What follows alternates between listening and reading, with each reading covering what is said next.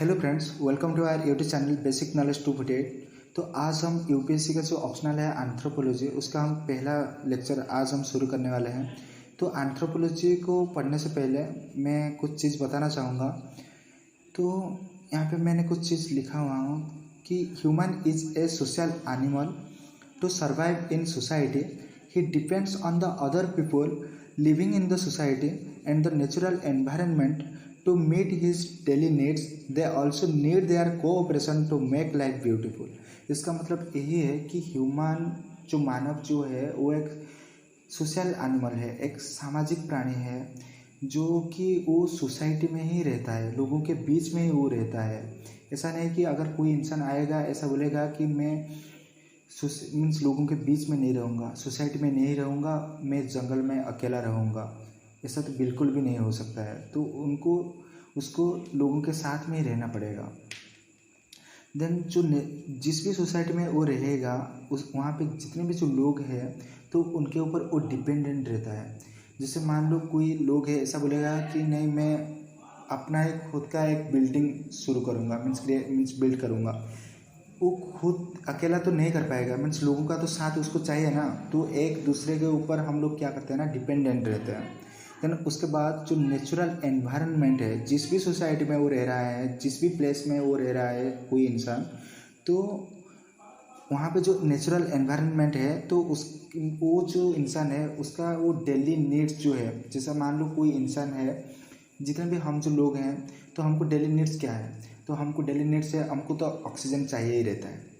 ये क्योंकि ये एक फंडामेंटल यूनिट, एक फंडामेंटल लाइफ का एक मीन्स ये एक फंडामेंटल यूनिट है। तो हमको ऑक्सीजन चाहिए, हमको खाना चाहिए, वाटर चाहिए, ये तीनों के बिना हम रह नहीं सकते हैं।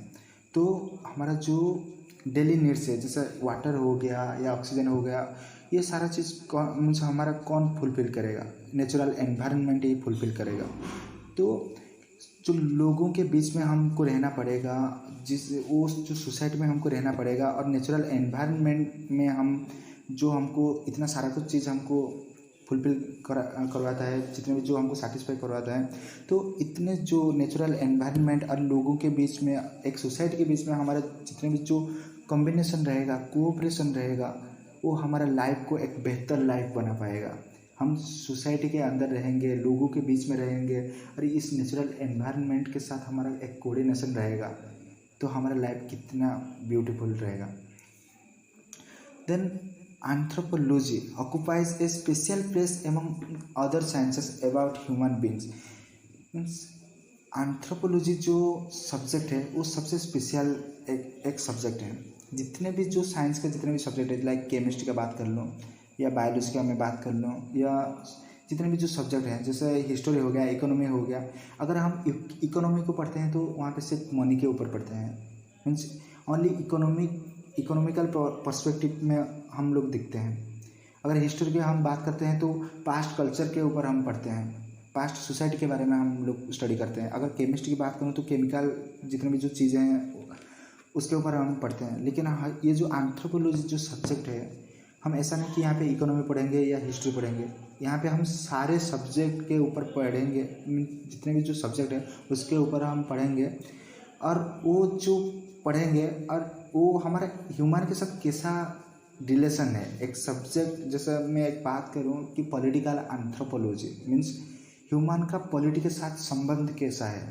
अगर मैं यहाँ पे बोलूँगा कि इकोनॉमिकल एंथ्रोपोलॉजी, इसका मतलब यही है कि ह्यूमन का मीन्स जो इकोनॉमी में कैसा रिलेशन है, इकोनॉमी के साथ, इकोनॉमी उसका एक्टिविटी कैसा है, सारा कुछ चीज़ें हम यहाँ पे पढ़ेंगे। तो ये एक होलिस्टिक सब्जेक्ट, एक होलिस्टिक स्टडी करेंगे यहाँ पे, तो इसलिए ये एक स्पेशल सब्जेक्ट है। देन उसके बाद it studies the physical, social, cultural development of humans. तो ह्यूमन का सारा कुछ फिजिकल, सोशल, कल्चरल डेवलपमेंट के ऊपर यहाँ पे हम स्टडी करेंगे। देन उसके बाद it's creation was mainly in the middle of the 19th century। 19th century का मध्य भाग में इसका क्रिएट हुआ था, मीन्स ओरिजिनेट हुआ था इस एंथ्रोपोलॉजी का। तो देखिए यहाँ पे एंथ्रोपोलॉजी के ऊपर में कुछ चीज़ें यहाँ पे लिखा गया है कि the word anthropology has been derived from two Greek words. Anthropos means man and logos it means study और science anthropology is thus the science of man. Means जो वर्ड जो ये जो एंथ्रोपोलॉजी का जो वर्ड है ना, तो वो कहाँ से ना, ग्रीक वर्ड से वो डिराइव होकर आया है। और एंथ्रोपोलॉजी का अगर मैं विभक्त करूँ, डिवाइड करूँ कि एंथ्रोपोस का मीन्स है म्यान, और लोगोस का मतलब है स्टडी। तो ह्यूमन के ऊपर हमको यहाँ पे स्टडी करना है, तो इसको हम कहते हैं anthropology, study of human being. तो anthropology is thus the science of man. Then देखिए कि यहाँ पे कुछ चीज़ें मैंने और भी लिखा है कि दो basic definition describe anthropology as science of man, this is not a comprehensive definition of anthropology. जो भी यहाँ पे मैंने बोला कि एंथ्रोपोलॉजी का मतलब है कि स्टडी ऑफ ह्यूमन बीइंग, तो हमको यहाँ पे ह्यूमन के ऊपर स्टडी करना है। जो ये जो डेफिनेशन है ना, तो ये एक अच्छा सा डेफिनेशन नहीं है, मीन्स एक कॉम्प्रिहेंसिव डेफिनेशन नहीं है ये। Because other social sciences also study human beings, जितने भी जो, क्योंकि जितने भी जो सब्जेक्ट है वहाँ पे भी तो हम ह्यूमन के ऊपर ही स्टडी करते हैं ना, तो ये कॉम्प्रिहेंसिव डेफिनेशन नहीं है। इन वन वे और other such as history deals with the past of human. हम हिस्टोरी में क्या करते हैं ना, ह्यूमन का जो पास्ट में, ह्यूमन जितने भी जो लोग हैं वहाँ पे पास्ट में उनका क्या हुआ था, कैसे वो लोग रह रहे थे, तो हिस्टोरी में ये सब हम स्टडी करते हैं। सोशियोलॉजी में भी हम ये स्टडी करते हैं कि उसी टाइम सोसाइटी कैसा था, लोगों का सोशल रिलेशन कैसा था। Therefore A comprehensive definition of anthropology, तो ये जो हम ऐसा अगर बोलेंगे कि नहीं एंथ्रोपोलॉजी हम ह्यूमन के ऊपर स्टडी करते हैं, तो ये कॉम्प्रिहेंसिव डेफिनेशन नहीं है। क्योंकि हिस्टोरी भी तो मीन्स ह्यूमन के ऊपर रिसर्च करता है, मीन्स ह्यूमन के पास्ट सोसाइटी के ऊपर वो मीन्स स्टडी करता है। तो सोशियोलॉजी भी तो ह्यूमन के सोसाइटी के ऊपर ही स्टडी करता है। तो एंथ्रोपोलॉजी का एक कॉम्प्रिहेंसिव डेफिनेशन ये है कि therefore A comprehensive definition of anthropology is science of man in its totality in term of space and time. तो याद रख लेना इसको कि totality in term of space and time. This is a distinctive characteristic feature of anthropology, whereas other social sciences are concerned with one aspect of human, anthropology talks of everything or anything, that is total view of human। means यहाँ पे ये कहा गया है कि this is a means जितने भी जो other social sciences are concern with one aspect of man. मैं अगर सोशियोलॉजी की बात करूँ तो वहाँ पे सिर्फ ह्यूमन का सोसाइटी के ऊपर मुझे स्टडी करना है। अगर मुझे हिस्ट्री के ऊपर अगर कुछ मीन्स स्टडी करना है तो पास्ट में क्या हुआ था ह्यूमन का, तो उसके ऊपर मुझे स्टडी करना है। अगर मैं इकोनॉमी के ऊपर बात करता हूँ, सिर्फ इकोनॉमी का एक्टिविटी जो मनी रिलेटेड कुछ भी चीज़ें हो, वहाँ पे मैं सिर्फ ओनली वन एस्पेक्ट के ऊपर हमको स्टडी करना पड़ता है। केमिस्ट्री में क्या होता है कि केमिकल के ऊपर हमको स्टडी करना पड़ता है। बायोलॉजी में सिर्फ बायोलॉजी के ऊपर स्टडी करना पड़ता है। लेकिन ये जो एंथ्रोपोलॉजी है ना, ये कोई एक एस्पेक्ट ऊपर, ह्यूमन का एक एस्पेक्ट ऊपर हम कभी भी स्टडी नहीं करते हैं। Totality, total view of human का टोटल व्यू जितना भी जो है, एवरीथिंग एनीथिंग जो भी है हमको यहाँ पे स्टडी करना पड़ता है। इकोनॉमी के ऊपर भी कैसा था, उसका जो बायोलॉजी का ऊपर रिलेशन भी कैसा था, सारा कुछ चीज़ हम यहाँ पे स्टडी करते हैं। In other words it is a holistic study of man, whereas the social sciences are part study. जितने भी जो साइंस है, सोशल साइंसेस है, जितने भी जो केमिस्ट्री है, या हम बात करते हैं बायोलॉजी का बात करते हैं, तो वो या इकोनॉमी का बात करते हैं, वो एक ही मीन्स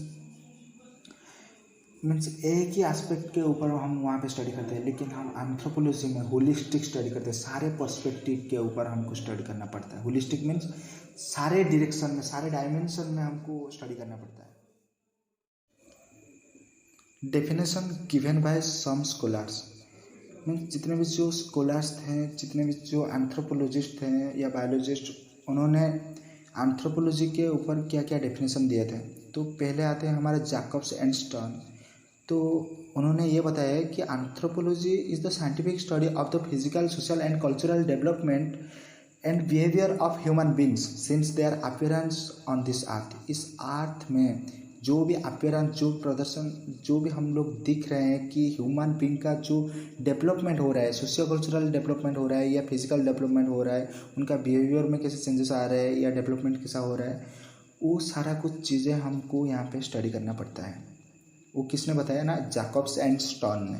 देन हर्स्कोविथ ये बताया कि study of man and his action, means human का एक्शन कैसा रहता है, उनका एक्टिविटी कैसा रहता है। और एंथ्रोपोलॉजी में भी defined as the measurement of human beings, means human beings का सारा कुछ चीज़ें उनका मेजरमेंट हम देखेंगे, नहीं वो क्या कर रहे हैं, मीन्स उनका एक थॉट कैसा रहता है, उनका बिलीफ सिस्टम कैसा रहता है, वो सारा कुछ चीज़ें हम यहाँ पे स्टडी करेंगे।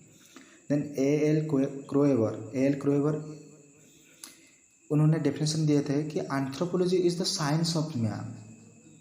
देन अरिस्टोटल जो थे ना, तो एक Aristotle was a Greek philosopher, वो एक ग्रीक फिलोसोफर थे और उनको भी हम फादर ऑफ एंथ्रोपोलॉजी भी कहते हैं।